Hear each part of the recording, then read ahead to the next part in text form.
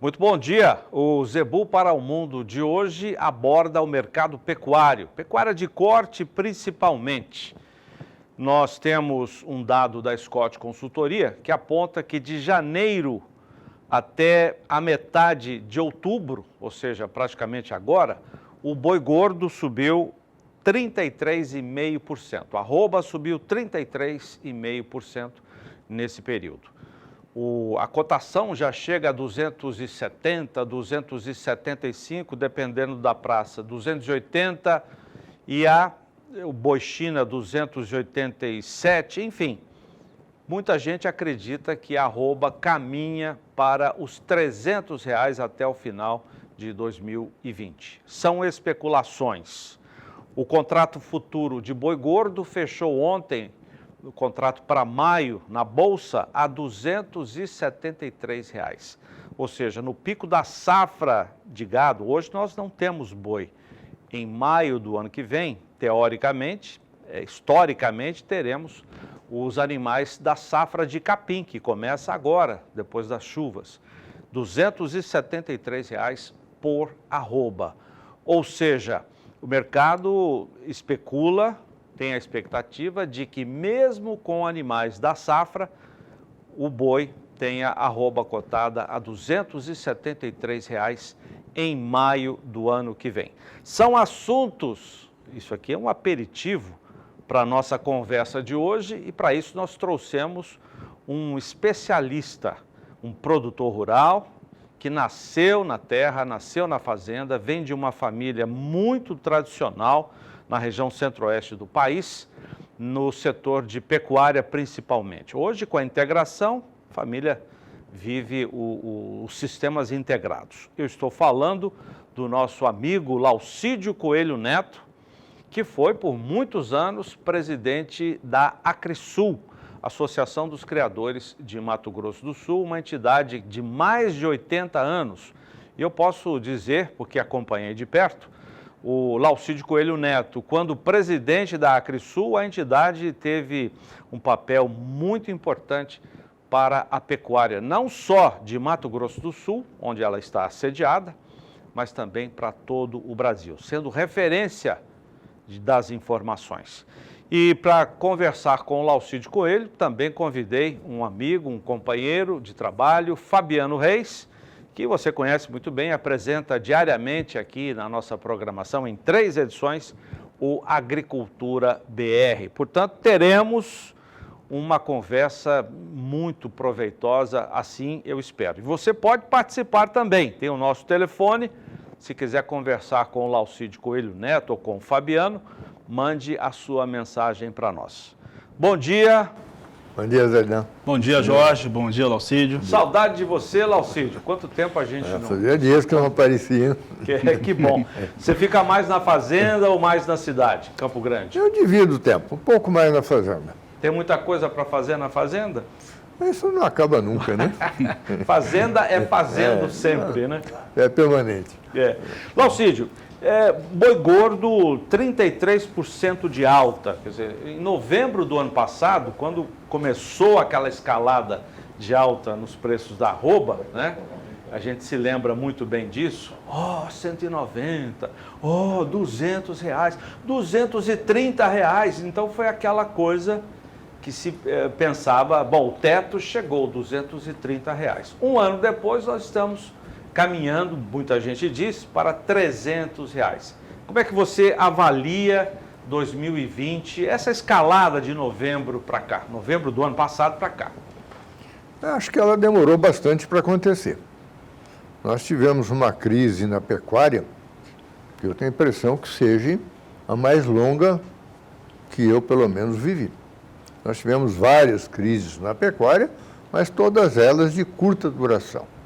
Essa foi longa e judiou muito da pecuária. Muito. Você vê o tanto que a pecuária encolheu.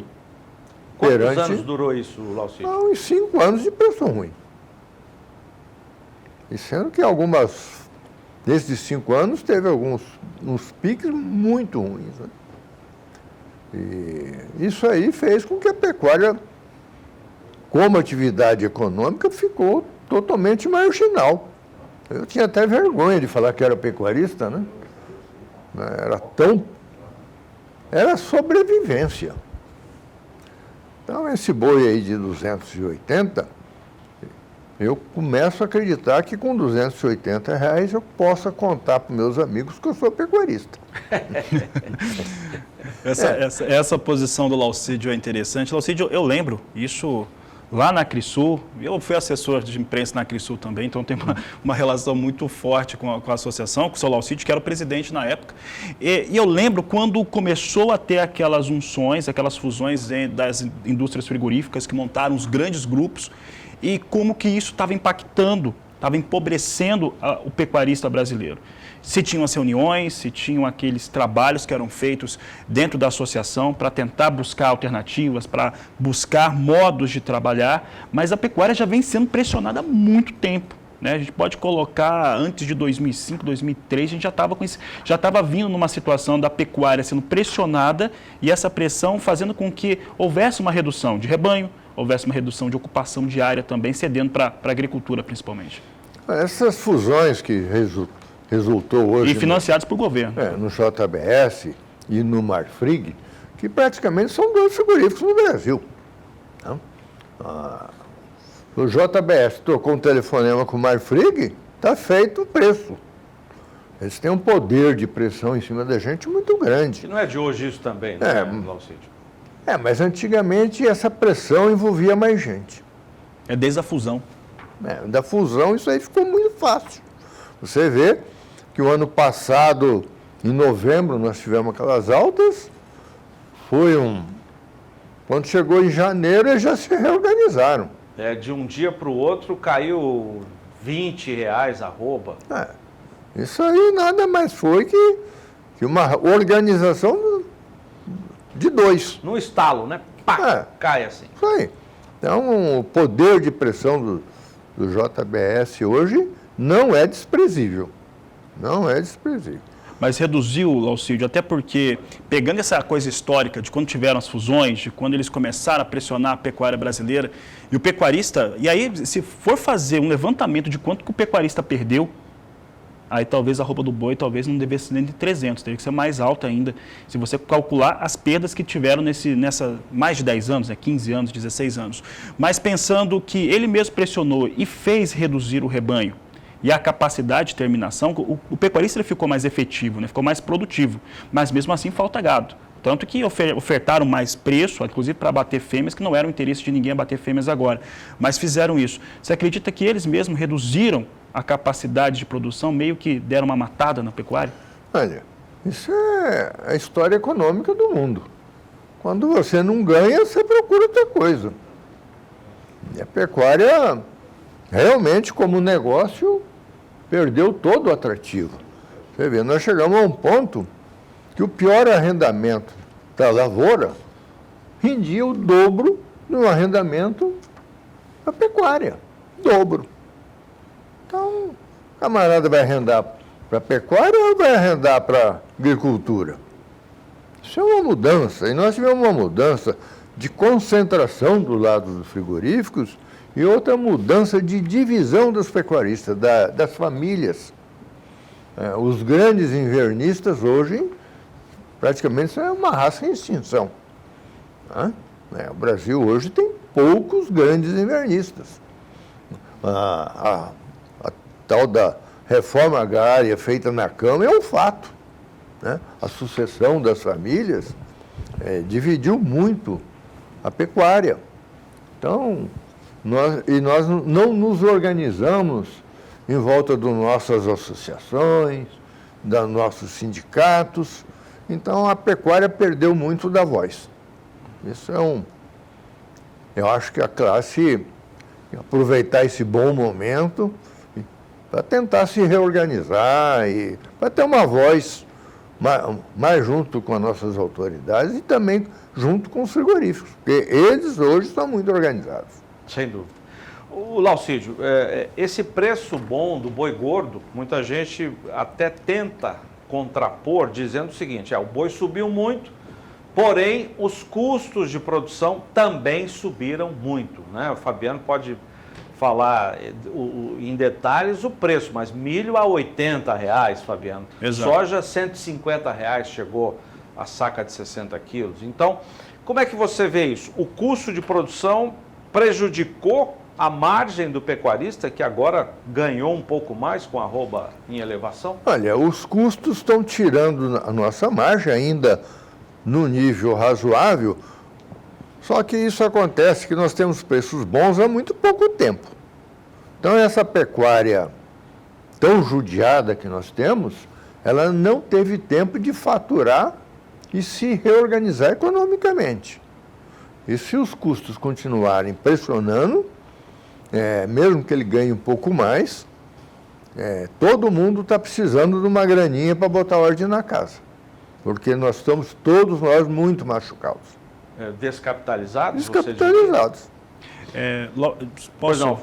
Laucídio, tenho conversado, aliás, regularmente, quase que diariamente, com alguns analistas de mercado, fazemos os nossos posicionamentos aqui no canal do Boi também, mas com o França Júnior da Datagro, com a Andréa Cordeiro, que é analista de mercado, com a Ana Luísa Lodge da Estonex, principalmente mercado de grãos, e a gente aponta, você tem um apontamento muito claro de que a escassez de grãos, falando de soja para produção de farelo, falando de milho para engorda de todo tipo de animal, ele continua com uma demanda muito alta, inclusive cresce a partir de 2021 essa demanda por esses grãos, o que vai fazer com que os valores eles permaneçam da mesma forma que está. Porque há um fator interessante, Zaidan e Laucídio, em relação à soja e milho, que o valor historicamente da soja é em torno de $400 a tonelada no mercado internacional. Do milho é em torno de 150, 160, agora está um pouco mais. Até o milho está com $167 o valor da tonelada. Mas historicamente o preço não muda. Vai mudar de acordo com o câmbio, que isso acaba pressionando aqui também no Brasil. O que mostra que esse custo, para terminar, eu até gostaria que o senhor falasse se a pecuária, o caminho é terminação mesmo com grãos aqui no Brasil, o preço, o valor desse tipo de insumo, ele não cede. Ele vai continuar a mesma coisa, com alguma variação mais relacionada a câmbio. Fabiano, nós temos um outro fator para nós relativamente novo, que é o dólar. O dólar, quer queira, quer não, mexeu com nossos custos. Como que é o dólar futuro, né? Como ninguém acertou que o dólar ia ir passar dos 5, né? Agora está cheio de analistas aí dizendo que o dólar vai não sei quanto. Mas isso, na verdade, é uma futurologia que a gente não tem. Hoje, eu acredito que se você fizer os nossos custos em arroba, ela está melhor do que estava antes. Continua melhor, mesmo com esses custos. Nós temos uma pecuária que está mudando, e agora com os preços bons, tende a mudar mais rápido, que é encurtar o ciclo da pecuária. Mas para encurtar o ciclo da pecuária, nós partimos para o grão. O consumo de grão na pecuária tende a aumentar. Tende não, está aumentando, né? Está aumentando. O semi-confinamento cresceu muito nos últimos anos. Né? Quem não faz nada dá um proteico, que tem milho. Praça de alimentação, porque você não tem tanto investimento, mas você consegue ter uma terminação melhor. Hoje, só sal mineral é uma parcela relativamente pequena dos pecuaristas. Então, nós temos uma pecuária mais cara. É uma necessidade, as fazendas diminuíram de tamanho. Né? A necessidade de um ciclo mais curto é premente. Porque o ciclo mais curto não só gira mais rápido o capital, como a gente faz um boi de melhor qualidade. Tem os dois lados. Que é um boi ainda que não é premiado no Brasil. Nós não temos na nossa tradição comercial prêmios por uma carcaça diferenciada. Isso é uma ilusão. Há anos a gente fala sobre isso, mas na prática é zero. Né? A indústria muitas vezes dá a premiação que acaba virando o piso, acaba virando o patamar de preço. E aquele que não atinge a premiação tem o preço da arroba reduzido, ou seja, a arroba do boi, a indústria paga como se fosse a arroba da vaca. E aquele que tem a premiação, aí sim tem a arroba do boi, mas que na verdade é a mesma arroba de antes. Tem-se aquela ilusão de que vou te dar R$5 por arroba a mais, R$10 por arroba, por causa de acabamento, por causa de uma série de coisas. Mas, na verdade, aquele animal que não atinge isso, acaba tendo preço de vaca. É penalizado. Acaba sendo penalizado. Você vê isso também, que existe a premiação, mas ela é ilusória. Zaidão, o Brasil, a nossa pecuária é uma coisa tão fantástica que sem premiação, a quantidade de carcaça boa que o Brasil produz supera a demanda do mercado. Então, o frigorífico consegue a carcaça boa sem premiação. Então, em momentos de interesse comercial, de querer comprar um pouco mais, eles criam premiações. Mas, tudo entre. Eu vou usar um termo Agora pesado. estão querendo criar uma premiação pelo controle ambiental das fazendas. Queria que você falasse isso depois também. Essa parte ambiental, eu fico triste. O Brasil é um país doente nesse aspecto. É um país que tem a parte ambiental, por exemplo, do mundo, e a gente fica procurando chifre em cabeça de cavalo. Nós estamos aí constantemente achando o quê? Nós só cuidamos do meio ambiente, nós nem trabalhamos mais, tem tanta regra, todo dia tem um troço enchendo o saco da pecuária. Nós não temos em lugar nenhum do mundo, com atividade rural, que precise de tanta licença e tanto rolo quanto no Brasil. Isso aí não dá para criar mais regra, chega. Nós já estamos saturados de tanta regra. Muito pelo contrário, nós precisamos de menos regras. Coisas mais claras, mais simples, mais fáceis. Simplificadas. Mais simplificadas, para que a gente possa cumprir. Estão querendo criar regras para o Pantanal, Pois é. sendo que já há regras. Nós tivemos uma das maiores secas da nossa história. Acho que 50, 60 anos não tinha uma seca desse tamanho. Aí você tem áreas de reserva que pegaram fogo. Um fogo, como diz lá no mato, um fogo que depois que incorpora, que pega a força, companheiro, não é fácil de apagar. Essas áreas de capim nativo, que são todas elas de subpastejo, todas elas têm muita matéria seca. Isso é uma de combustão facílima. Você vê em volta de Corumbá, que tem áreas enormes alagadas, alagada, mas tem a massa por cima da água. Quem que apaga isso? O cara não consegue nem entrar lá para mexer. Então, isso aí é muita conversa urbana em cima disso. É coisas de pessoas que não conhecem a nossa realidade. Muita gente opinando como especialista e que acaba, nós vemos isso em algumas outras emissoras e que fala que é o especialista, mas é o ambientalista que nunca esteve no Pantanal, que nunca esteve na Amazônia e assim por diante. Olha, eu vendo aí filhote de anta, onça andando de avião, andando de helicóptero. Nós nunca tivemos isso para atender uma criança no Pantanal. Eu estou achando que as coisas estão meio desbalanceadas. Nós temos uma população que vive lá. E até faço um desafio, uma coisa que dá 90 dias e volta lá e filma o mesmo lugar. Vamos para o intervalo, Fabiano. Na sequência, você anuncia o que você quer perguntar para a gente já deixar. Eu quero voltar num ponto que o Zaidan levantou, agora a respeito dessas situações, dessas premiações, principalmente, especificamente sobre a questão financeira, que tange o pecuarista, porque no meu entendimento pessoal, essa premiação ambiental é uma forma de controlar o mercado. Eu vou querer saber a opinião do senhor daqui a pouco. Legal. Então, hoje o nosso convidado muito especial, Laucídio Coelho Neto, é produtor rural, pecuarista e agricultor, família tradicional de pecuária em Mato Grosso do Sul. E conto também com a participação do nosso companheiro Fabiano Reis. Já voltamos depois do intervalo comercial para falar desse assunto, premiação ambiental, e também da queda do abate de bovinos do primeiro trimestre para o terceiro trimestre deste ano. O abate de vacas chegou perto de 19% a menos. Já voltamos.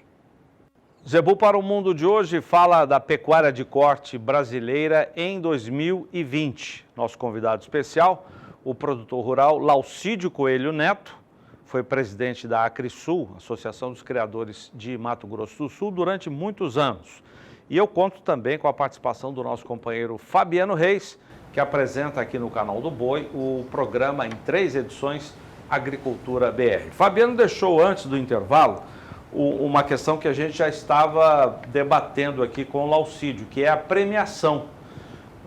Premiação por carcaça, premiação por logística, premiação por volume e agora, recentemente, a premiação por... Fator ambiental. Fator ambiental. E eu vejo a coisa muito mais pelo aspecto econômico. Primeiro, eu vou usar um termo forte em relação às premiações que algumas indústrias frigoríficas proporam nos últimos anos, que ela começa, no começo ela até existe, depois ela vira aquilo que o Zé Dan acabou de falar, é apenas uma forma de penalizar o pecuarista. Vou falar um termo forte, é uma sacanagem, na minha opinião, quando se faz isso. Sim. E eu estou vendo essa questão da premiação ambiental e os esforços de alguns grupos privados no país de pressionar para que se tenha uma premiação ambiental, para que se tenha alguma forma de se controlar rebanho, e controlar o rebanho do indivíduo, do pecuarista no Brasil, é algo extremamente perigoso, porque é informação demais para a indústria, na minha opinião. Foi proposto controlar na Amazônia por indústria frigorífica, e essa questão ambiental não faria o menor sentido, já que nós temos um código florestal muito bem feito, inclusive com um nível de exigência muito alto, né? E é a lei do país. Como é que vai ter uma coisa que sobrepõe a lei? Laucídio, primeiro, as duas perguntas. É um fator só econômico mesmo, frigorífico tentando pressionar de novo, e faz sentido uma lei sobre a própria lei? Olha, isso aí é uma gentileza com chapéu alheio, porque o frigorífico está se metendo numa coisa que não é a seara dele. Nós temos a lei ambiental, que ela é cumprida pelo país inteiro, como tudo nessa vida tem exceções. Mas ela, via de regra, está aí, está em vigor e estamos cumprindo. É um código relativamente novo, está sendo, ainda é desconhecido nos seus regulamentos, que tem muito regulamento, o Brasil é o país dos regulamentos. Né? Então nós estamos aí, estamos indo, estamos caminhando e temos que continuar caminhando. Agora, esse negócio de botar regulamento em cima de regulamento, vem agora. Você tem um problema na Amazônia que não existe no resto do país. E o problema da Amazônia, ele é fruto principalmente da falta de documentação. A grande maioria das propriedades na Amazônia não tem documento, não tem dono. Sabe, um esforço governamental fantástico, porque não é fácil, né? E documentar aquilo lá, porque o sujeito é dono, ele vai cumprir. Hoje ninguém sabe, o cara hoje está aqui, hoje, amanhã está ali, não tem, aquilo lá realmente nós criamos no Brasil uma zona escura. Isso já existe há décadas, começou ano passado, né? Que alguém pode... Nunca houve um esforço de arrumar essa parte sul da Amazônia, que isso é praticamente só localizada no sul da Amazônia, né? Lá para cima não tem nada, não tem nem gente, né? Então, nós não podemos pegar particularidades e generalizar pelo país, né? O Brasil, que vem hoje se destacando tanto no mundo pela sua produção agropecuária, agora nós vamos nos complicar? Nós estamos criando problema para nós mesmos, nós não precisamos de inimigo, né? Estão jogando uma responsabilidade muito grande sobre o pecuarista que nem sempre vai ser dele, ou não é só dele. E por que a indústria quer isso? A indústria frigorífica quer? A indústria quer ter pressão, poder de pressão. Isso é poder de pressão, mais ainda, já tem muito. Laucídio, eu queria mudar um pouco o nosso foco. O seguinte, BGE, abate de bovinos em 2020. Do primeiro trimestre para o terceiro trimestre deste ano, ou seja, até setembro, houve uma queda muito forte no abate de bovinos. Dos machos, a queda foi de 8% do primeiro trimestre para o terceiro trimestre. saiu de 7.939 para 7.301 cabeças. 7 milhões e 300 mil cabeças. Das vacas, a queda foi maior ainda, 19%, 18,6%, 19%. Ou seja, o pecuarista ficou retendo as vacas porque o preço do bezerro está muito bom. Isso significa que lá na frente nós teremos mais bezerros no mercado, o preço do gado de reposição tende a ficar mais baixo. Isso como é que se faz a conta pensando no boi gordo daqui para frente? Esse é o ciclo da pecuária, né? Só que dessa vez ele foi alongado, né? Mas você vendo aí a baixa no número de bois abatidos, isso aí sim reflete a diminuição do tamanho da pecuária, que ela vinha sendo disfarçada esses anos passados, cada vez se abatendo mais fêmeas. Né? Tiramos um pouco das fêmeas do mercado, está aí a carência. Tá? Nós deveríamos aí aumentar a oferta de fêmeas. Porque também se começa a reter muita fêmea, daqui a pouco o bezerro está lá embaixo outra vez. Né? Laucídio, agora nós tivemos... Mas vai chegar muito embaixo? Tem esse... porque o ciclo tem mudado também. 2, 3 anos normaliza. 19% a menos é muita vaca. É muita vaca. É muita vaca. Você bota isso em 3 anos, dá milhões e milhões de bezerros. Então, o pecuarista deveria ofertar um pouco mais de vaca. Tem que continuar fazendo seus descartes, um pouco menos seletivo para poder aumentar o rebanho, mas um corte de 19% é um corte muito significativo. Agora, muitas vacas que seriam destinadas ao abate, seriam descartadas, estão servindo de matriz. Isso significa que a qualidade fica comprometida para a cria lá na frente? Tem esse risco? Não tem a qualidade, porque nós estávamos fazendo uma matança de vaca acima do necessário. Muito acima do necessário. Você estava se consumindo parte também do patrimônio da fazenda. Patrimônio. Esse é o problema. Quer dizer, agora repor isso em 1 ano, 2 anos é muito rápido. Laucídio, agora, na última quinzena de outubro para cá, não foi uma decisão do pecuarista, mas sim da indústria frigorífica. Houve um desespero, as escalas não fechavam, escala furada de indústria frigorífica no país inteiro. E aí o que acontece? Aumentou, melhorou a oferta. A gente está sempre acompanhando a arroba do boi, né? A arroba do boi está tanto, mas a arroba da vaca foi lá para cima também.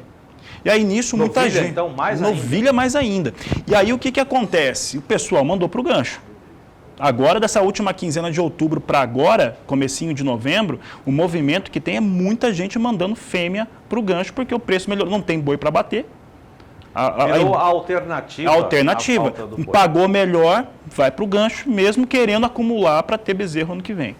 Fabiano, no passado, em outras crises, nós já tivemos o preço da vaca igual ao preço do boi. Nós não chegamos nesse ponto ainda. Então, o spread está diminuindo. Está diminuindo, mas não chegou igual. Eu não consigo vender minha vaca pelo preço do boi. Então, está faltando a mercadoria, mas não é tanto assim também. Está aí os números, né? Dá para subir mais. Dá para subir mais a vaca. A vaca tem espaço. A novilha, e quanto mais pesada é a novilha pronta para abate, quanto maior for o peso em carcaça da novilha, mais valorizada ela é na indústria. Então, esse ano nós tivemos uma valorização grande para a novilha gorda, que virou um segmento importante de mercado. Muita gente querendo o boi castrado, cadeias de restaurantes, só que boi castrado tem menos no Brasil. Então, a novilha virou uma alternativa a esse animal castrado. No passado, nós já tivemos novilha gorda, bem acabada, valendo mais que boi. Isso já aconteceu. A fêmea, ela deposita gordura mais rápida do que o macho. Então, uma novilha bem acabada, bem gorda, bem desenvolvida, ela não tem por que valer menos que o boi, não. A carne é de igual para melhor. Muito procurada, né? Laucídio, eu vou para um outro intervalo e já deixo uma questão. Mercado futuro do boi gordo, contrato para novembro, negociado ontem na Bolsa, depois da volta do feriadão, fechou em R$ 273 por arroba. Aliás, essa marca 270 já está há alguns dias, ou seja, a especulação do mercado mantém os R$ 270 por arroba. Queria saber de você, contrato para maio, se vale a pena buscar os mecanismos de proteção, de hedge, diante dessa especulação de R$ 273. Voltamos daqui a pouco, depois do intervalo comercial, com o Laucídio Coelho, produtor rural em Mato Grosso do Sul. Até já. O Zebu para o Mundo de hoje fala da pecuária de corte do Brasil em 2020. Nosso convidado especial, Laucídio Coelho Neto, produtor rural, foi presidente da Acrisul, Associação dos Criadores de Mato Grosso do Sul, durante muitos anos.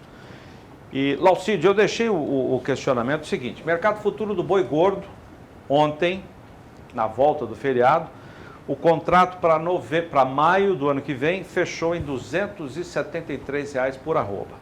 Esses R$ 270, essa casa de 270, tem sido mantida há alguns dias. O que mostra que o mercado tem a expectativa de que mesmo na safra, a safra agora de capim que começa, nós teremos mais bois e o preço R$ 273 em maio. O que você pensa desse valor? Você acredita que vamos manter ou ainda teremos um preço maior? E se o preço for esse mesmo, vale a pena hoje o produtor, o pecuarista, fazer o chamado hedge, a proteção nesse valor em contrato na Bolsa? Eu não acho 273 um preço brilhante. Eu não faria. É evidente que nós temos uma força muito grande do frigorífico, vamos falar assim, né? Que chega na safra, ele faz de tudo para baixar. Suspende compra, né? É aquela lambança toda semana. Comprou uma semana, na outra não compra.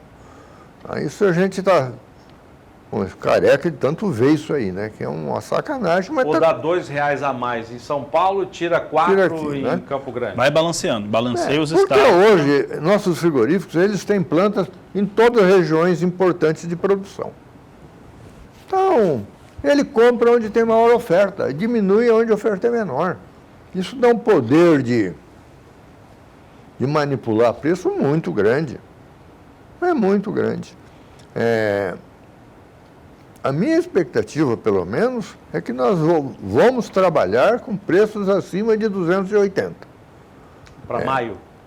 Não, e agora o preço vai passar de 280, deve superar bem 280, para voltar um pouco para ficar nessa faixa aí de 280. Eu acho essa faixa de 270 ainda precária, pelos nossos custos, pelas nossas necessidades de repor o nosso capital. Laucídio, para maio, esse contrato, quando tiver é o contrato futuro, eu sempre falo que se o mercado futuro está apontando para esse valor, né, e aí você tem toda uma negociação, você tem bancos de investimento, você tem vários tipos de investidores e uma bolsa que tem pouca gente ainda operando, principalmente pecuarista. Tem pouca gente que opera mesmo no mercado. Você pode colocar R$7, R$10 em cima, que deve ser o valor que nós vamos ter em maio, por aí, que chegaria a esses 280 em maio que o senhor está dizendo. Eu acho que aí é um patamar de valor mais compatível com a nossa atividade. Acredito que já que está faltando o boi, nós vamos trabalhar num patamar que nos dê uma certa rentabilidade.